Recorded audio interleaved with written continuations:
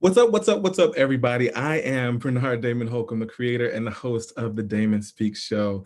Thank you all so much for tuning in tonight. We have a fantastic show prepared for you tonight. Tonight, we're talking about substance abuse and addiction, and I'm just really, really, really excited about it. But first, wherever you're tuning in, whether it's Facebook, YouTube, Twitch, Instagram, or Twitter, go ahead and give this a like, give it a share. There may be someone that needs to hear this tonight. There may be someone that needs to see this tonight. Like the Damon Speaks page, subscribe to the YouTube channel. Your support means everything to me, and I so appreciate it. So I have a few thoughts from the week. Antoine Hodge, a singer acquaintance of mine, passed away last week from COVID-19. And some of you know that I had COVID as well at the end of November. And it wasn't a walk in the park. I would not wish this virus on my worst enemy.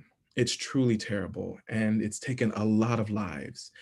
And so I'm just wondering, why me? Why does it attack some people and take them down really fast? Why does it attack some people and they die, and why did I not die?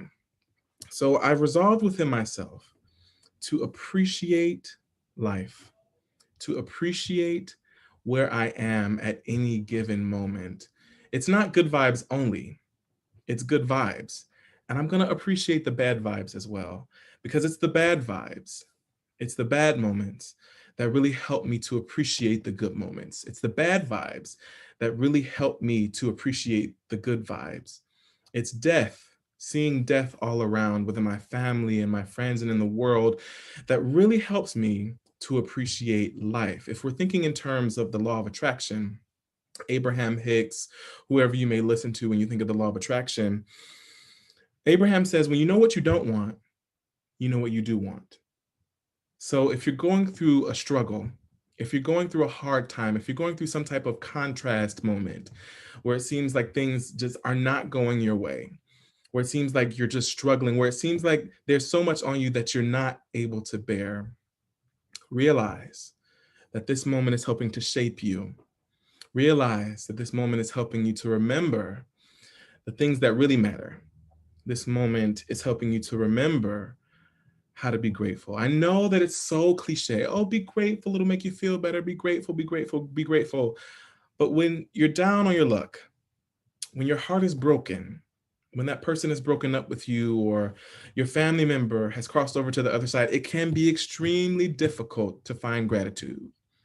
If you're in that situation, I want to encourage you to just be where you are. We can spend so much time trying to fix ourselves, so much time trying to pretend that we're okay, so much time trying to be what we think we need to be in any given moment. But the peace and the love and the joy comes from a foundation of being where we are, of being who we are. Tonight, we're talking about substance abuse. Tonight, we're talking about addiction. A lot of you also know that I have been in and out of a 12-step program for food addiction for over 10 years. So tonight, I'm really excited to explore this, to explore what the 12 steps may mean, and that there may possibly be another way. There may possibly be a different way. Above all, I want to encourage everyone that's listening tonight, live or in the future, to be kind to yourself. Be kind to yourself. I have adopted in the last few days, over the last week, when I wake up in the morning, I immediately meditate.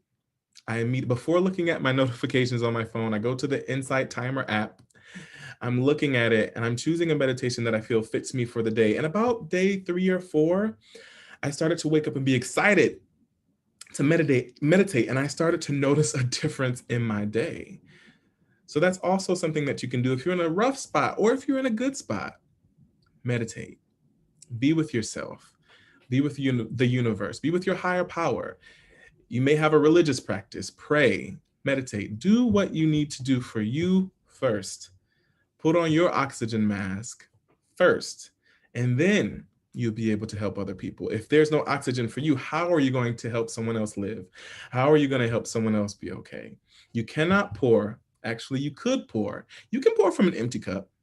You can. But when you're pouring from an empty cup, you're making that person that you're giving to become a thief. They're stealing from your energy.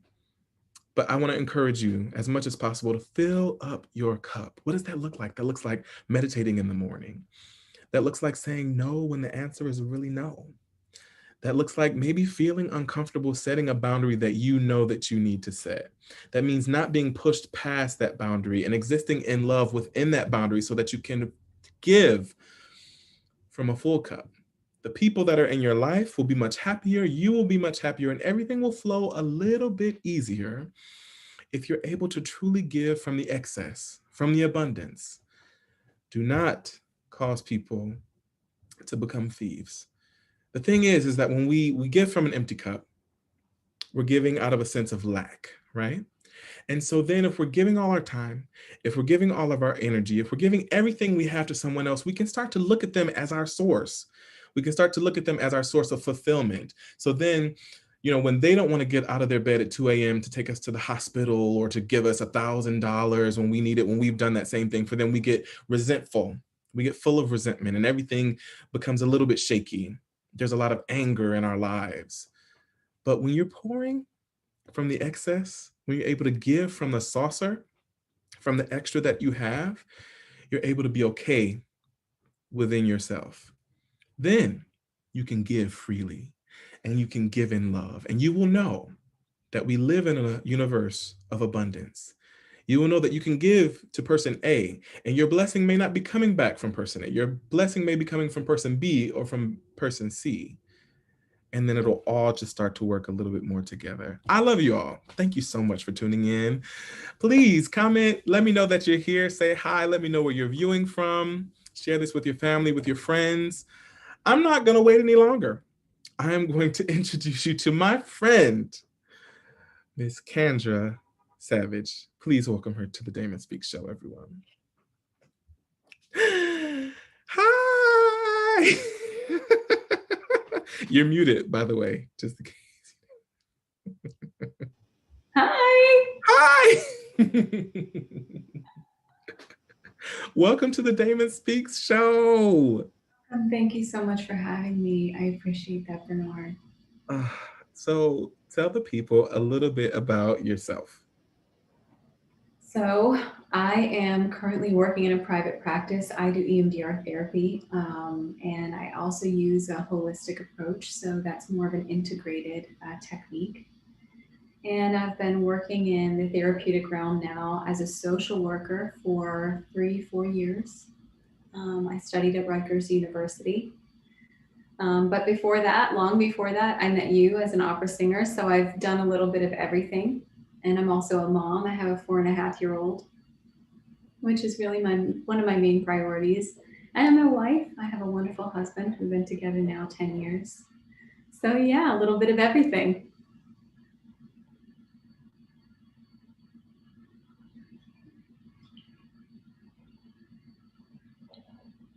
Bernard, oh, sorry. Okay, so just so you all know, I live in a very musical apartment, and my roommate is having an opera rehearsal in the living room, and it's gonna be loud. So I'm not gonna play this game of muting and unmuting myself unless I'm really not speaking, but you may hear some opera tones. Okay, is that all right? Okay, great. So let's bring up the first meme. I have a few memes that I have three exactly that are my favorite memes from the week, and I want to get your take on them. Okay. So this one says, to avoid disappointment, take people for what they are and not what they could be. Yeah, I love this name. I really think that this is actually the source of depression, which is that we believe that something is true when it's really not. We do that for lots of reasons, right? To help us survive certain moments. But as it continues in our life, it brings up a lot of pain and disappointment over time. The more we can be able to sit and accept reality, the truth of things as they really are, and people for who they really are, which is very hard and overwhelming for some, the more we're going to begin to be able to operate in the truth. And then we're able to have things be as they truly are. And we can build a life on that. Mm, how beautiful is that? when I was a kid going to church, my father would always say, "And you shall know the truth, and the truth shall make you free." A lot of times, especially in my own romantic life, I haven't wanted to look at someone as they really were because I wanted to shape them into what I wanted them to be. But undoubtedly, when I would do that, it always crashed and burned. And I would have walked away with a lot less hurt if I had just said in the beginning, "Oh, I see who you are. Let me go ahead and pay attention to this instead of trying to make you who I really want you to be." Rocky, hey Rocky. Hey, Rocky. Hey Miraway, thank you for tuning in from Maryland. Thank you, thank you, thank you. So yes, absolutely. We can avoid. Who was it? It was my friend Darrell was on the show a couple weeks ago. He said that pain is non-negotiable. We're going to experience pain in our life, but suffering is negotiable. So suffering, that prolonged pain, when we keep making decisions like this, like trying to avoid seeing someone as they really are, is really prolonging our suffering. I totally agree with that. And I also think there are good reasons why we would try to see someone in an ideal way. Mm, mm, mm, mm, There are mm. good reasons for that, and maybe that's something we'll talk about throughout this our time together. But so being compassionate if this is how you do see things, but then also becoming aware of it and working through it. Mm. Absolutely, absolutely. Let's look at this next meme. Humble as ever, but aware of my value. Yeah, How do you balance that? Like knowing like that you're the bomb. yeah, I love this meme. I think it has a lot to do with the word equality, which is that everyone has the exact same value as you. And so you see your place in the world, which is equal to all things.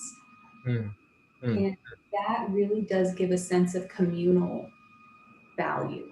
And when you feel your place, then things fall into perspective. And so I think the humility is understanding your place and knowing that everyone has an equal place at the table. mm. So you don't diminish yourself to make someone more. You rise to the equal level. Um, and that's something I think we're struggling with societally as a human race. I mean, when you think of racial issues, when you think of gender issues, when you think of, identity issues, we're looking at the inability to really see people as equal. Absolutely. Do you think it's human nature? Do you think it's human nature for people in a way to try to diminish someone else, to make themselves seem more, bigger, more important? I think it's a sign that we're still in survival mode as a race. I'm hoping our evolution isn't just going to be a physical one. I think it's going to be an emotional one, a spiritual one, where we start to evolve out of this survival mode and we have more energy to put towards, these luxuries, feelings, and understanding ourselves spiritually and connecting. I mean, these are things that you can do when you're not running for your life. Okay. So I think we're evolving. I think we're getting there. We're evolving. I have been doing a little bit of study about adult attachment styles and adult attachment theory. And one of the books that I was reading was saying that, for someone who may be an anxious attachment style, when they think someone's leaving them or abandoning them, that literally equals like death. Because when, our ancestors were in packs and everything, like if someone left them in the field, like they may actually die. And so they said, even though it's been hundreds of thousands of years that Homo sapiens have existed, we're still only a snap away as far as our brain in evolutionary terms from them. So That's we have right. to cut ourselves a little bit of slack, I think. I agree. I think that's a great point, Bernard. You said it. I had to throw in my own little meme today. It may not change today, tomorrow, or next year. Make peace with that. Love yourself through your imperfections. I love this meme. So much of, I think, what we're going to talk about tonight in some way is going to reference time, which we think is like this thing that is marching on without us and that we always have to wrangle it. But really, time is a part of reality that as we begin to accept its place, we can take a lot of pressure off ourselves. Things are going to take the time they're going to take. And change really can't be rushed. If you try to rush it, you will meet its force and it will be a struggle. I love this meme, Bernard. I just think that it can be difficult to live in this society and to live in an age where social media is bigger than ever, and for us to see others' accomplishments, for us to see what other people are achieving in their lives, and then to try to measure up to that, as opposed to just being where we are and taking our time. It's really FOMO, like the fear of missing out. I'm 38 years old. I'm not married. I've never had any kids, so that means that I'm less than my friends who are on their second marriage or have, their kids are almost grown now. Um, but I think it's so important for us to remember that it's okay to be where we are. It really is. I think that's a great thing to instill in each generation that's coming up, each young generation, that there are a lot of complexities. Where someone is isn't where we need to be. And actually, that's okay. And that means something. And that's actually a beautiful thing. Yeah, I love that, Bernard. Yeah. So you and I met in 2009 at Sarasota Opera when we were both apprentices. And we were friendly, but then there was one night, I think it was the last night we were there before heading home, where we just went and had such a wonderful, open, honest conversation. And that has carried us through our entire friendship. Tell me a bit about your journey from being an opera singer and being on stage and being a performer to finding yourself now as an EMDR therapist. Yeah, weird journey, right? Well, I love singing. I really miss it. I think being a musician is a huge part of who I am. Um, I think what I loved about it was the connection with the audience, being able to influence them to feel something that maybe they didn't feel or even understand within themselves. And it's like passing of something to another person. And in essence, I don't feel like I'm so different from that now in what I do. I feel like just the vessel of my job has changed in a lot of ways.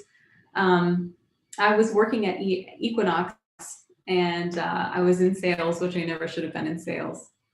And I just had a lot of clients coming back to my office to tell me about their problems and their lives and about their concerns. And I started thinking, change is really hard. If I want to go back and study how to help people change, what would that look like? And that got me into social work.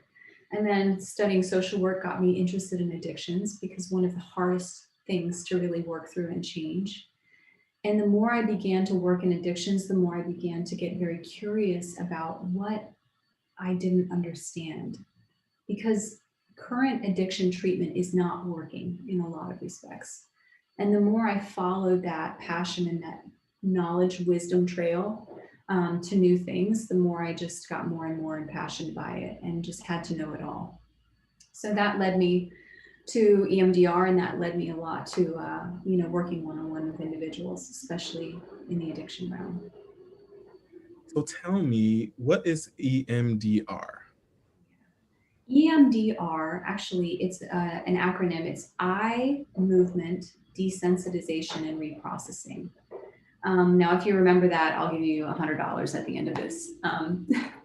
So it's not an easy thing to remember, which is why the acronym is fancy, EMDR, and you may or may not have heard of it. It's a type of therapeutic approach, but it's also a framework. So it's a way of thinking about mental health and psychological issues.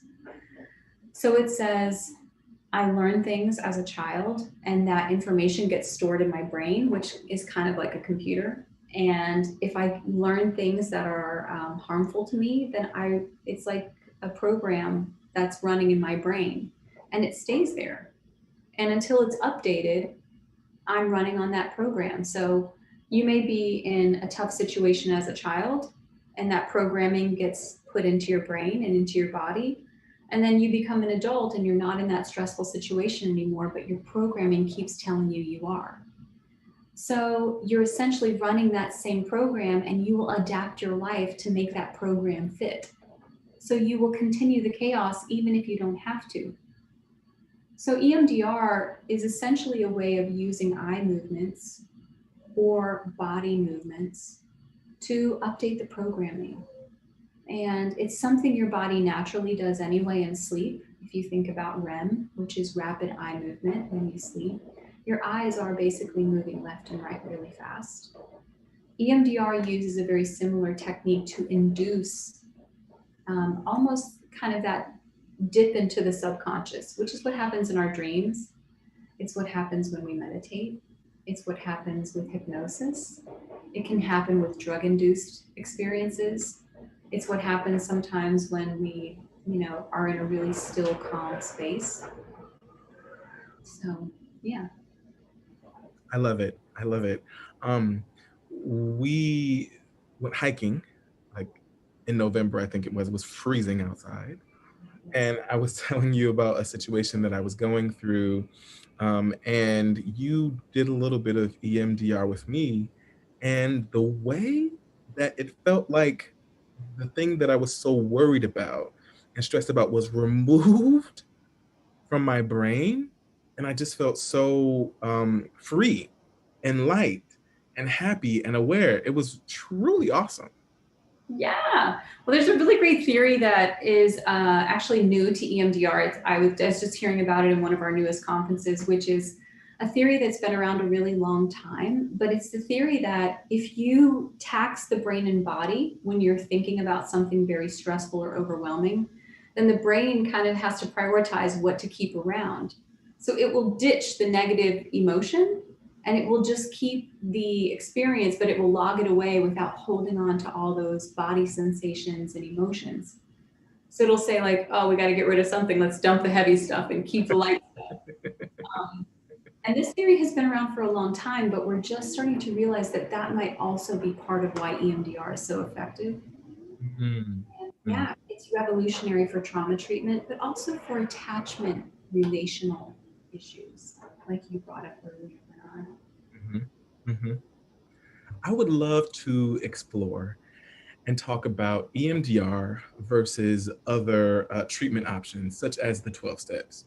I was saying in my monologue in the beginning that I have been in and out of treatment for food addiction in the 12-step program. And I did it and I lost over 100 pounds several times in this program because it worked, but it worked for a while. And there are several things about the 12 steps that don't feel good to me and that I was never really comfortable with. One of them being that once an addict, always an addict. Like I'll never not be an addict. I'll always have this problem. Also, the idea that if I ever had that substance again, or if I ever had that food product again, that I'm just lost and hopeless. And when I started to live according to that story and live according to that narrative, the worse and worse it got. Like I understand that there may be some chemical reactions and things that are happening, but it just got worse. I started to feel worse about myself. And so because of the stigma and because of the community, whenever I would have a slip up, or whenever I would do something that wasn't within the program, I would lie about it. And then that all my emotions became compounded. So then I was lying about what I was eating. I was lying about what I was doing. I was showing up in these communities pretending to be someone that I wasn't. And it just turned out to be a huge mess. So then I found myself in a place where I was like, okay, this is not working. I'm just going to resign myself to living a life that's not optimal. And I'm just going to be unhealthy and just fuck it all. Yeah. But there may be another way to reframe addiction and to reframe how we deal with addiction. Yeah, I definitely think so. I mean, I have a huge respect for the 12-step program. For anyone who has utilized it and found meaning there and has benefited from it, I don't want to take away anyone's experience, but I do want to say that it doesn't work for everyone. And one of the biggest things that I have found about addiction treatment in general, including and possibly the 12-step program, is that if we're looking at what addiction really is, Bernard, it is the body's way of trying to calm down the brain and body. So let me say that again. It is the body and brain's way of trying to calm itself down. It is utilizing something, some external source to calm itself down. And we see this and it could literally be anything. It could be work, it could be sex, it could be food, it could be drugs. It could be substances, it could be coffee, it could be, relationships, it could be people, it could be traveling, anything that you are doing that is causing you harm that you can't stop, but that brings you temporary relief. And I use the word relief. So that is what addiction is. And anything can be put into that. So if Mm. that's what addiction is, its primary goal is trying to calm down a state of brain and body overwhelm. So the brain and body is in a state of overwhelm, and the body is trying to calm it down, because if the body doesn't calm you down, you will die. You will have a panic attack, your body will go into a state of shock, you could potentially die. Mhm. So this is a really, really big deal. Mm. Addiction is just the way your brain and body is trying to keep you from going haywire. Mm. In fact, I have a deep, deep respect for addiction. And when people tell me, oh, you should just stop, the funny thing is, it's just not possible. Yes, you're actively doing this thing, you're eating, or you're drinking, or you're using, or you're, with this person that you shouldn't be. But you are impulsively doing it in a way because your brain is saying, if we don't do this, we're not going to be able to move forward. And your brain and body is right. So when it comes to addiction treatment, and why I think the 12-step program may have some issues, is that if we just focus on the addiction itself, we're not going to get very far. The addiction is actually just the body and brain solution to the problem. But what is the problem? Mm. The problem is the overwhelm, Mm. pain. You see, the pain is what causes the overwhelm. And then the overwhelm causes the addiction.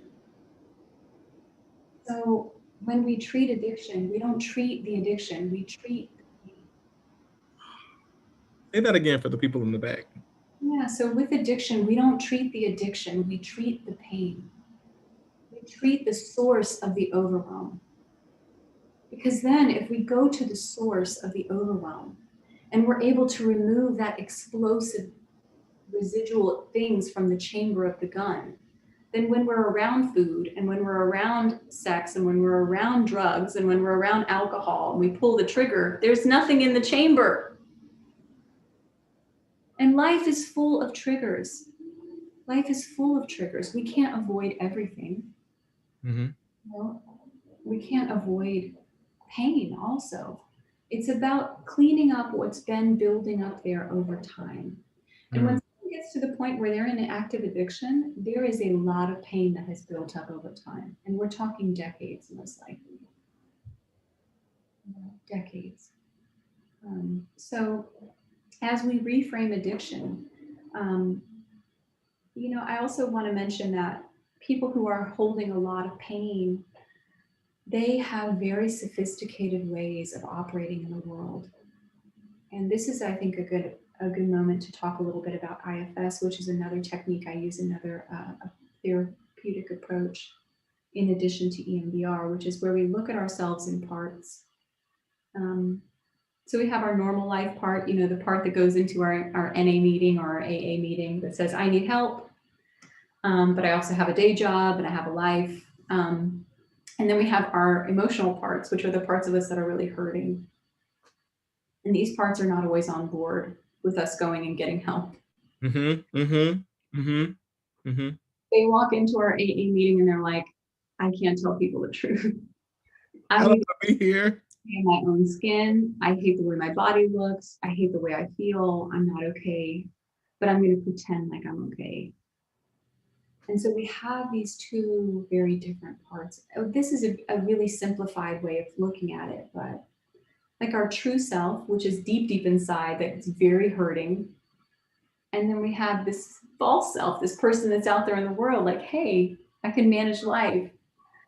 Um, so what I dislike about the AA approach or the NA approach is if we're operating from the part of us that is just defensive, our false self, the self that is protecting us, that's trying to keep the real self in us safe, the hurting parts, then we're not going to get very far. And I Mm. don't know if that's making sense or if that's resonating, but It's resonating with me. yeah. So we've created, people who've been through tough things, they create a very sophisticated defense system. And that defense system is kind of what we would call the false self. And you have to penetrate that to get real change. But NAAA, the 12-step program, often just focuses on compliance. Do these things, Hmm. um, and then that will lead to success. Hmm. Well, behavioral change is okay, but behavioral change does not always mean that you've gotten to the source.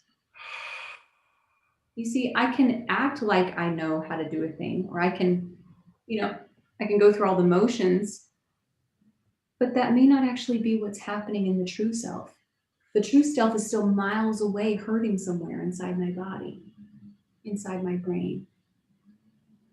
But then I have this whole facade of self that's like, yeah, we're going to do all these things, we're going to feel great, but it doesn't penetrate to the pain. Hmm. And Hmm. so still an uneasiness. There's this desire now with the false self that says we need to be skinny and that will get us to belong and have value. Um, and I think a lot of the 12-step program focuses so much on compliance in the addiction and the sense of belonging, which people desperately need who are in addiction, that it draws people in. And I think it does give people a safety net, and it can be a very safe place. Maybe the first time that they're able to talk openly about what they're going through, and I think it has a lot of value. But I don't know if it's a way to actually break through this false self and this kind of defense mechanism, because there's a lot of voices there, a lot of judgment over time, a lot of fear, a lot of shame. If I don't get it right the first time, I'm not going to be accepted. What happens if I relapse? Um, What happens if and when I relapse? What happens? Will I be shunned by the community? Will people look down on me? Oh my God, I let myself down again. I knew that I was an addict. I knew I could, like, just all these things are starting to come back to my mind that I have been through, that I have felt. I think actually, in what I've experienced with substance abuse, if you don't relapse, I have a hard time believing that you're on a journey to change. Excuse me? I actually and I know a lot of people say this, like relapse is normal, and I completely agree. I think it's just like a kid who's learning to ride a bike. If they fall off, they will, right? The kid's gonna fall off. If a kid just hops on a bike and starts riding, you're gonna be like, lied to me. You already knew how to ride a bike. Okay, I would be freaked out. Something's wrong. Essentially, what we're doing in addiction treatment, in the way in which I work, is we're actually going back to the very source, and we're helping to build skills that were probably never developed, or if they were underdeveloped. Which is, how do you tolerate heavy emotions? How do you cope with loss and grief? How do you deal with the fact that you may not have had a good enough caregiver? There's a lot of anger and grief and pain and shame. How do we recondition things that where early it said, I'm a bad person or I'm not deserving? And then how do we rewire that and help build new skills? So we're learning 20 different skills that are all as complicated as learning to ride a bike. Mm. So it makes sense that the body is going to have trouble Mm. regulating during that time. And this is a long process. So as we begin to build these skills, we need to regulate ourselves with addiction less and less. But we will still turn to it over time until we don't need it anymore. And so my deep respect for addiction is that it has been holding you together. And I am so grateful for it. It, in many ways, and for many people, it has saved their life. It has gotten them to today. We don't And it hear this, Kendra. will We don't get hear them this through often. their therapy We don't until hear this they often. don't need it anymore. And then they can update it for a new way of regulating. And like you said, Bernard, some of those things could be meditation, going for a long walk, having a chat with a friend because now you feel safe enough to, even going on a long walk. Some people feel too paranoid or overwhelmed to go on a long walk, but now they're okay to do that. Mhm. As we work through that complicated and sophisticated defense system, then we're able to connect to the parts of us that have really been there, but they're underdeveloped. But this all takes time. Compliance, I don't think is ever the answer. I also hate the acceptance movement, like, oh, just accept yourself. I think people would if they could. Mm. And trying to accept yourself before you're ready is another form of compliance. And compliance sucks. If you don't accept yourself, that's okay. Let's go and find out why. There's always a good reason why. That's another underlying phrase I use all the time. There's always a good reason why. Wow. I think I went off on a tangent. Wow. No, but I mean, this is so healing. I don't know about anyone out there, but this is super healing for me. If you're just tuning in, I am sitting down with Kendra Savage. She is an EMDR therapist. We're talking about substance abuse. We're talking about addiction. We're talking about EMDR, other types of therapy versus the 12 steps. And I will say that my false self got a lot of practice early on because I'm gay and because I was raised in an environment in a fundamentalist Christian church, in a fundamentalist Christian environment where it was not okay to be myself. So I learned how to be someone else. I learned how to rely on that false self to survive because I couldn't come out. I mean, I'd like to think that my family wouldn't have put me out on the street or really talked about me or made me feel bad or unworthy, but I don't know that. I don't necessarily know that. They were where they were at the time and I was where I was. And to hear you say that addiction, the things that we turn to sometimes to get through those times, have actually saved lives. And it maybe saved my life, like the fact that I would overeat because I couldn't be who I was, because I couldn't necessarily exist in the world as this bright gay boy, may have saved my life. Because what if I was forced to come out, for example? I could have committed suicide. I mean, we just really don't know. It kept me in a safe space. And you know what I would always say? Especially when I was in the 12 step rooms, is that food was my friend. My Yes. addiction, that substance was my friend. It was my boyfriend. It was my best friend. Friday nights, we were going out on dates, sitting on the couch, eating, like just eating until it turned against me, Yeah. until it made me like overweight and sick. But it carried me for a while. It carried me for a while. And you know what? I think whenever we say, okay, now it's making me sick, I think this is where the body is saying, you're safe enough to change.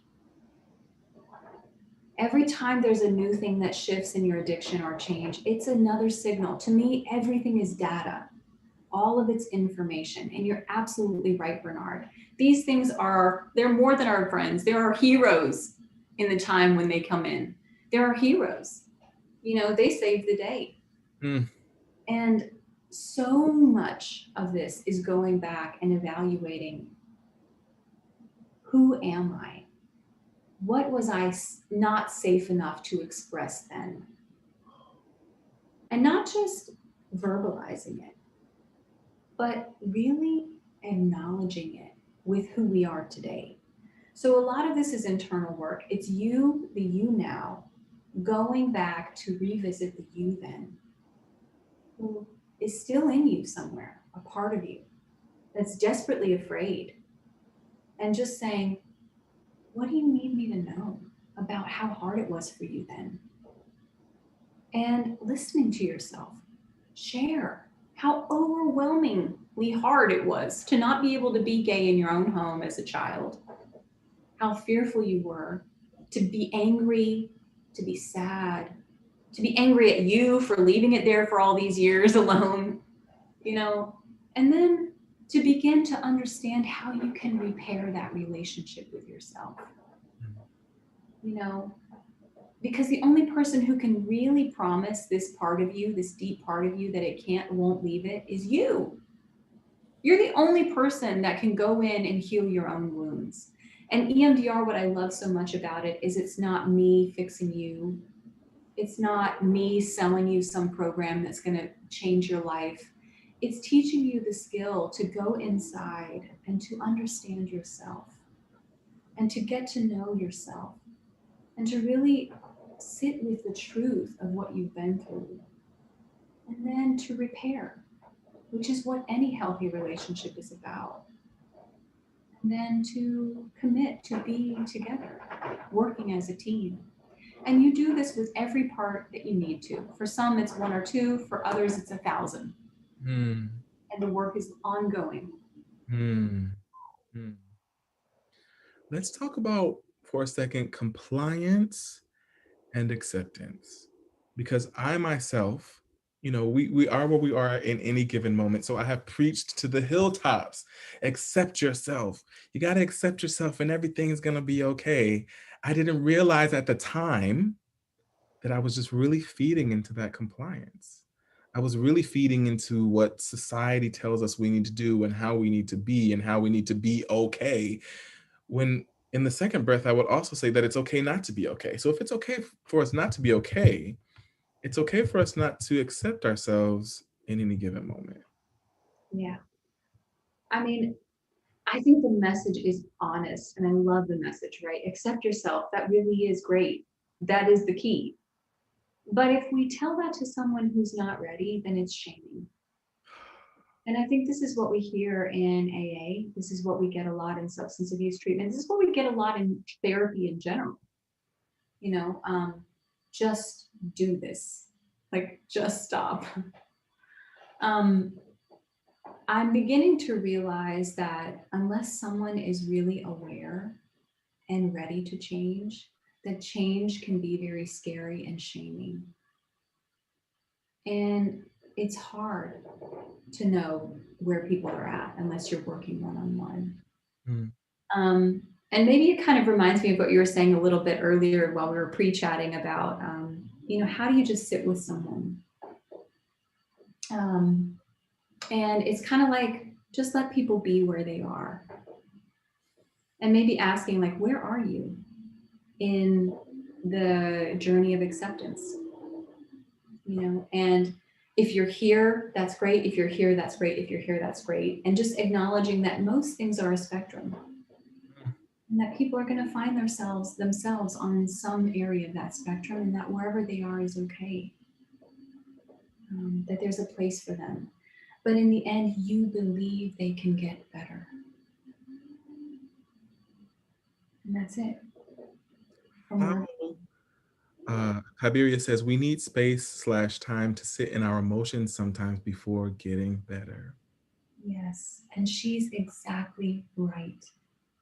Sometimes we just need to witness ourselves.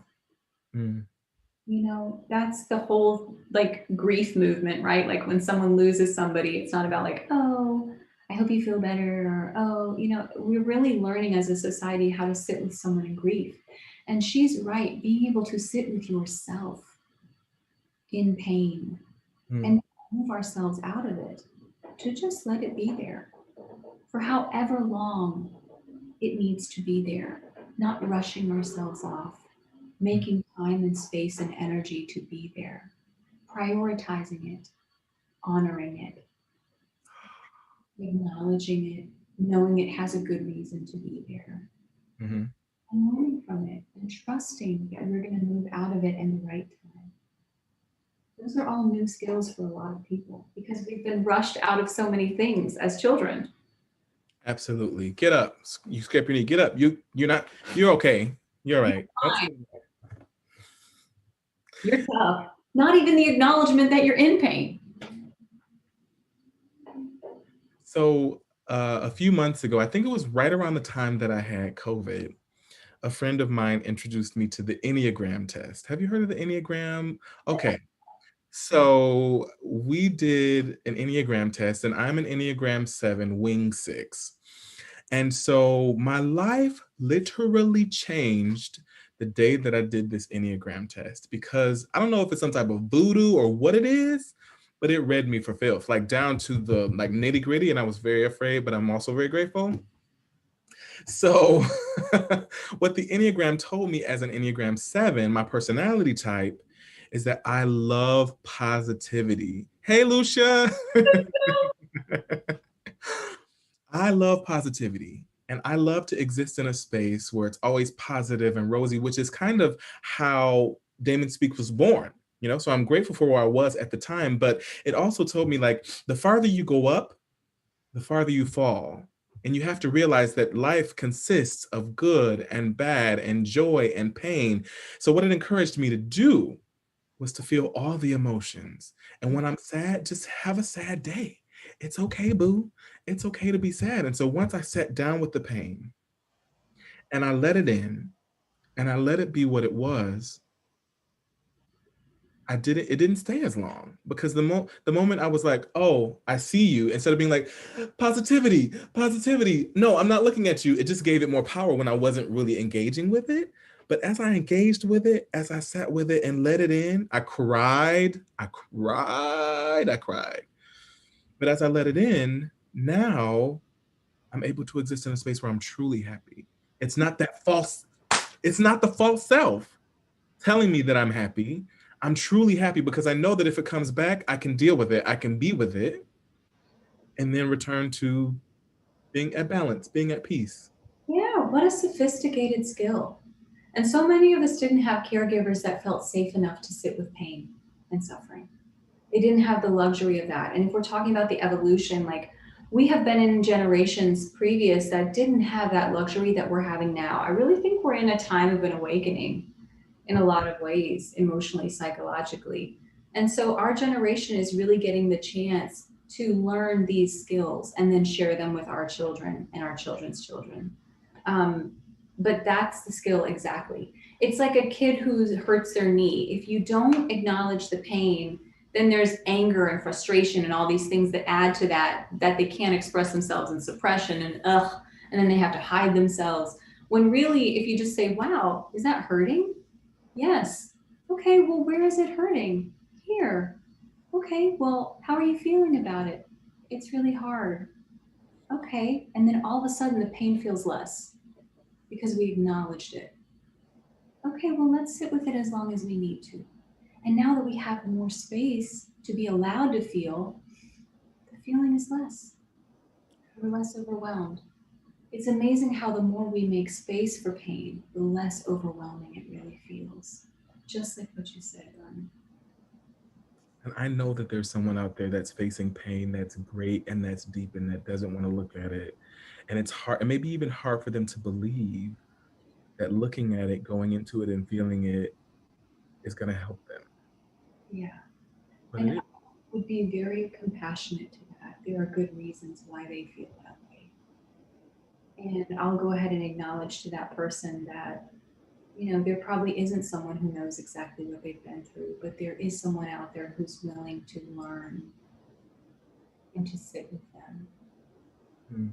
Um, and that if something about this show is resonating, that maybe there's something stirring in their true self that says now's the time for us to want something better. You know, we are creatures put here to learn. And I'm on a journey of learning. I still have so much more to learn about addiction and about therapy. Um, but you said this earlier, Bernard. It really struck me. You said, be kind to yourself. And I think, above all, that is my prescription for anyone who's going through addiction. Um, that is what cures us, self compassion. That is the prescription.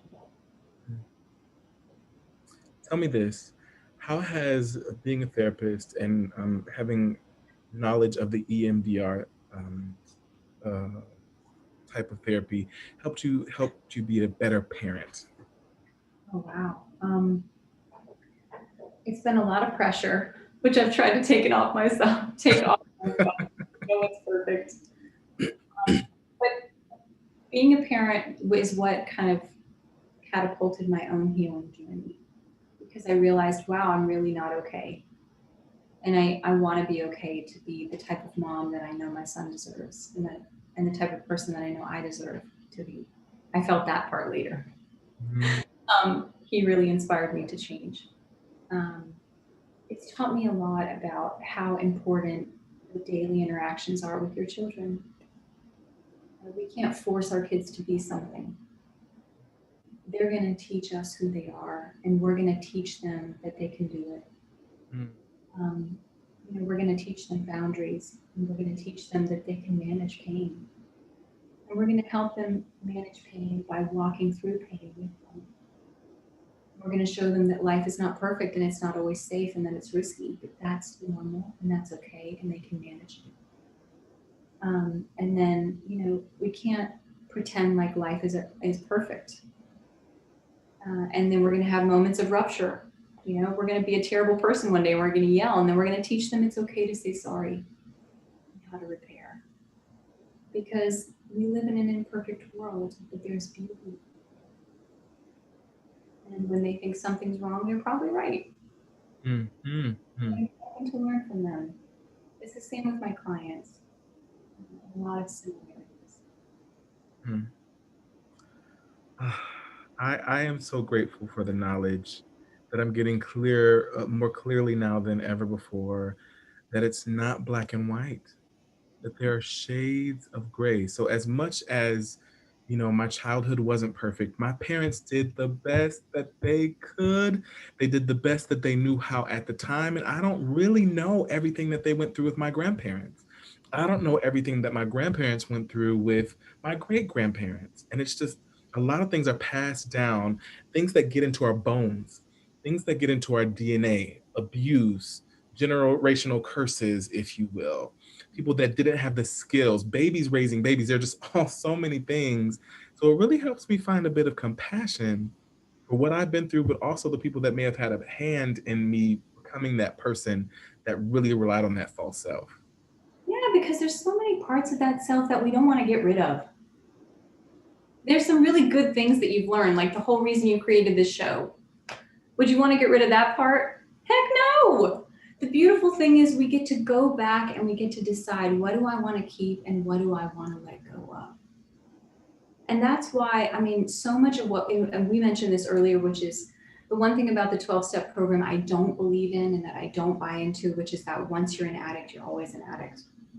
Or that we have these set personalities. This is who I am. I don't believe that at all.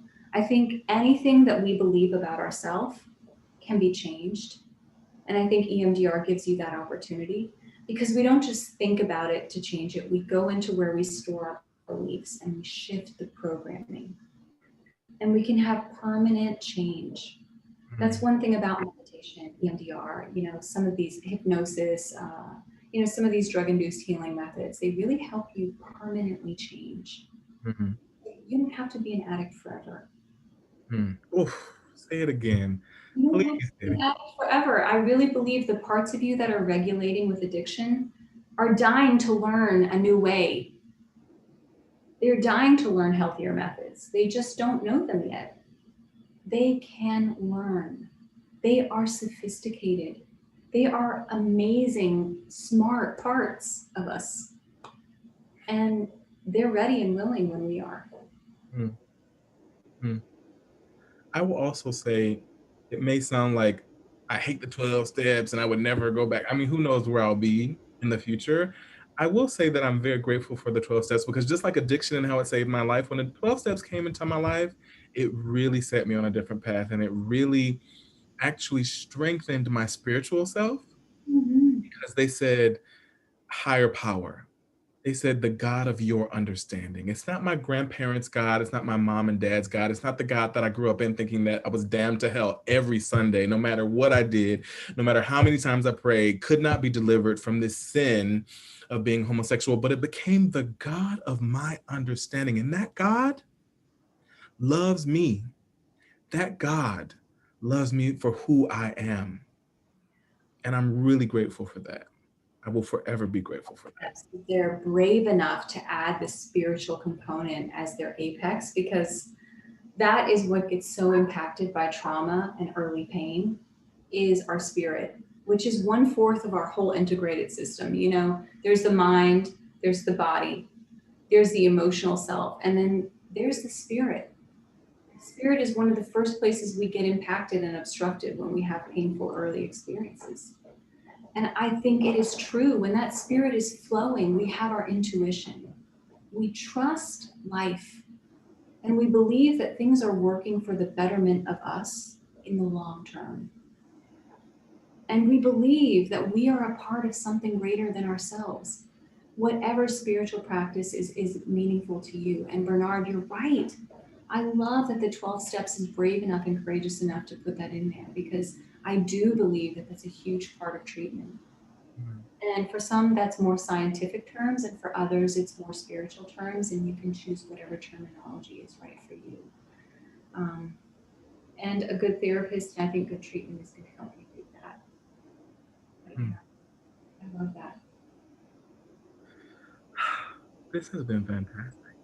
This has been truly wonderful. If someone wants to engage with you, where should they reach out? How can they engage? Ask more questions? Yeah, well, you can always reach out to me on Instagram, Kendra_Savage. That's my handle. But you can also email me at Kendra@Aspera Therapy, um, because I am a part of a private practice. And while our therapy office has been booming with referrals right now, COVID has really just turned things upside down. A lot of people are hurting.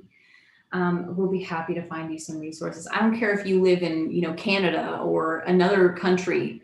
Part of one of the code of ethics with social work is we will find you what you need if we're able. So please reach out. And I'm talking any resource. If I can help you, I would be more than happy to. And if you're listening, I believe you can get better. I believe that you can do it. I absolutely do. There's no person out there who can't make a change for the better. I was gonna ask you if you had any final words, but I think that there's no better final word than that. And I'm sending a lot of love to everyone who's listening or who is going to listen to this, because there's great purpose in why. I believe everything is for a reason. Mm, mm. Ooh, you have touched me tonight. I knew that you were going to come onto the Damon Speak show and just wreck me in the audience. You're wrecking me. And I'm so grateful. I'm so, so grateful.